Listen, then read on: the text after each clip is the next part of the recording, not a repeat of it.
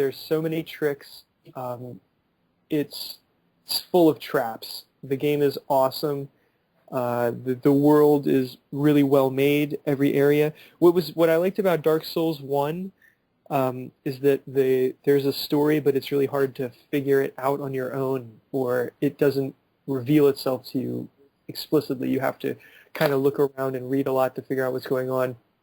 And I think that Dark Souls 2 is a little bit more straightforward. Like they tell you the story more up front, and that's fine. But I expect that there'll be more things revealed as time goes on. This game is 100% secrets, and every single day, not just me, but like the whole community learns more and more about it. And we're not going to have this game figured out for like months, but it's pretty good. And I don't know anyone who's beaten it yet. I know some people have, but I don't know anyone who has. The game is huge. I thought I was far, and I'm nowhere. It's really, really big. So how's the combat this time around? Is it more fluid? Is it more intuitive? What is it? Like, what's up? Well, it seems like they've added different more like variety in the animations for weapons and things like that. It is the combat? It's been enhanced. It hasn't been changed too significantly, but it has been enhanced. Dual wielding is viable. They teach you how to fight really well before they even give you an ability to defend. Like, you don't get a shield in that game for probably like 2 hours, and even then, when you get a shield, it doesn't even block 100% physical defense, so a lot of the time you'll take a little bit of damage when you're blocking. So you have to learn to fight before the game even lets you play defense. You know what I mean? Yeah.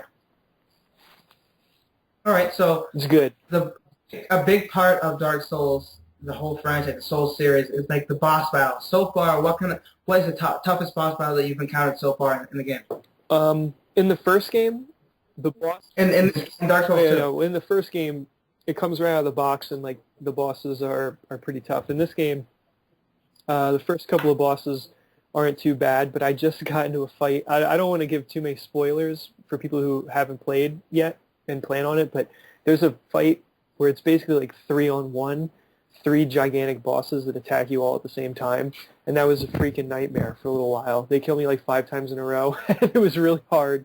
But you know, the only reason I died was because I wasn't patient. Once I freaking waited it out and tried to bait them and beat them slowly, it worked out. But there's huge areas with really tough enemies at the end of them, so there's just the game will try to wear you down, especially when you open a door and there's 15 guys behind it, and then after that there's a boss, and you have no idea what you... Also, there's a penalty in this game. They changed it, and before, when you died, you became an undead, which had some penalties, but in this game, every single time you die, your max health is decreased by like a percentage unless you use a certain item. So if you die too many times, your max health, you could be running around with half of your max health, which is like a terrible situation to be in, especially if you have to fight a boss. So, yeah, so that hasn't really happened to me yet, but I feel it coming. But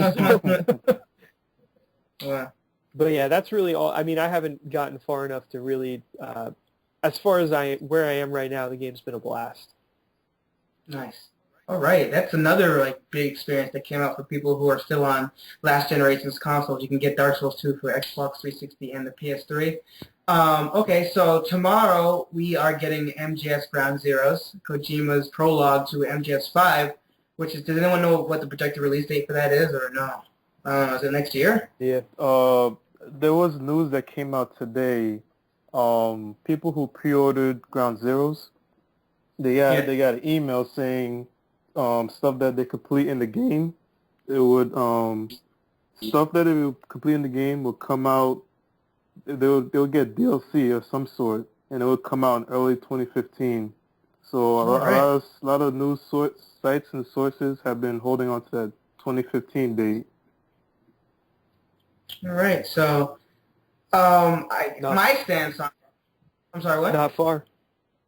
Not far at all. My stance is that I know Kojima he creates great games, and this is another thing to look forward to.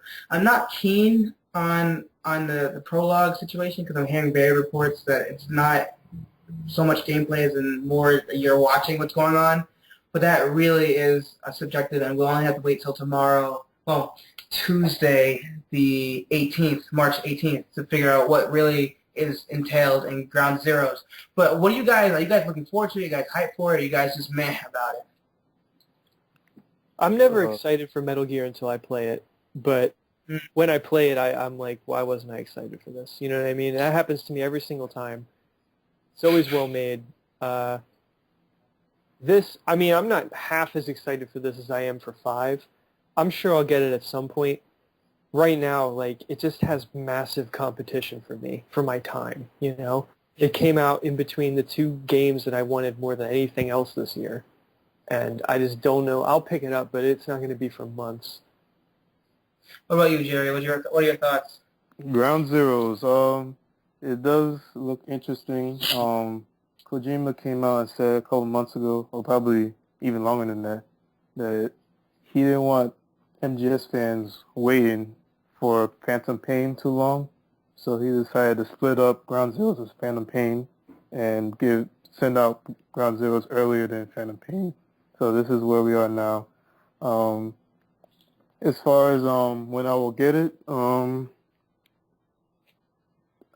don't know. I probably will get it sometime this month. Not sure if it'll be this week or next week, but I am interested in playing it and seeing how it is. For me, Kojima, he really doesn't disappoint. A lot of people don't really like how he directs games, how he likes a little bit more cutscenes more than gaming, but I really don't have that much. Yo, buddy, you're not kidding. As for myself, I don't know. I'm still on the fence about it. I might go and spring for the last generation version, like maybe for my PS2, for my Xbox 360, but I don't think I'll be spending the $30 to get it for Xbox One or PS4. Of course, like Elliot said, I have like too many games right now that are dividing my time. The one game I'm looking forward to is like a re-release of Final Fantasy X and X-2, which is the HD version for PS3 and Vita, and I'm hoping to get that for my Vita. So, of course, there's a lot of games right now coming out that everyone wants, and it's an exciting time to be a gamer because you have any amount of genres to pick from or experiences to experience. So that's it. And this is our 9 to 5 roundtable. Thank you, Elliot, Mest, and Jerry, for joining me for this. And if you guys have anything else to say? I know a lot of people talk about the fall, where it is, I don't have any money to buy games, and look what's happening this month in March. There's no money March right now. No money March! No money November, no money March. Yeah, but they hooked us up early. I mean, normally, nothing comes out in the summer. Last year, we actually had a bunch of good releases in the summer, if I remember. But now, I mean, even if there isn't anything, I'm going to be playing Dark Souls. I played Dark Souls for like 2 years straight, maybe more. I don't know how long. I don't even know when it came out. I can't remember. But like, I played it from the moment it came out till now. Like, I don't even care if nothing comes out anymore, especially with Titanfall. I have my multiplayer and my single-player game locked in. Mm-hmm. We're spoiled right now. This is a great time to be a fan of gaming. Bam, I think you wanted one more topic to talk about. You wanted to talk about the Watch Dogs controversy? Oh, yeah, that's right. Go ahead, take it away. Doesn't look good, man. Go on, you want me? So yeah. When was it? It was probably last week. Ubisoft released the story trailer for Watch Dogs, and the trailer came out, and some people weren't impressed. Large people who weren't impressed, they reside on the community that is formerly known as NeoGAF. Hey, Jerry, I watched that trailer this morning. I didn't watch it until recently. I watched it this morning, and when you told me about it, I remember you telling me about it online, and you showed me like a GIF of him driving the car, and it looked like an N64 game or something. It looked like Cruising USA. Yeah. I was like, oh, is this Watch Dogs? Yeah, I guess that doesn't look too good. I watched the trailer today. Man, I mean, usually I don't care about graphics, but it's completely different. I was really surprised. Completely. Yeah, so a lot of people were around for E3 2012, the first debut of Watch Dogs, And I'll have to admit, when I first saw Watch Dogs, my jaw hit the floor. My jaw hit the floor, man. I was like, wow, this is really something. What do you think now? But I think now, yeah, like a lot of people, interest has dropped. That's probably not what Ubisoft wants to hear, but yeah, interest has dropped. Has no one learned from Randy Pitchford? Has no one learned from Aliens Cloning Marines? Oh boy! Like, obviously it won't be that bad, we hope, but like, people pay attention. You know, they pay much more attention than they used to. And when you try to blow it up and make it look better than it's going to be, people are gonna notice, especially when it's this severe. Like, it looks way different. Mm-hmm. And it makes me worried. I don't know. Are you worried at all about The Division now? Because The Division looks... Yeah. When I saw the trailer for The Division, I was like, wow. Like, that one really knocked me on my ass. And I saw Watch Dogs, I was like, this is impressive, but it's not The Division. And now I see what Watch Dogs look like, and I'm going back and thinking, there's no way The Division is going to look like this. Can we also... They put a hold on the Wii U version of Watch Dogs. That's another thing. So there's a whole bunch of shenanigans going on right now, and people are starting to like worry. And I mean, well, the Wii U is going to get the last version every time. Yes, it's gonna be like last gen, like early last gen. For what happened to Wii, getting like the last version of a port, multi-console port. But Jerry, you wanted to say something? Yeah. So I was on NeoGAF today because they're googling over Infamous screenshots, and so one dude made a point about how.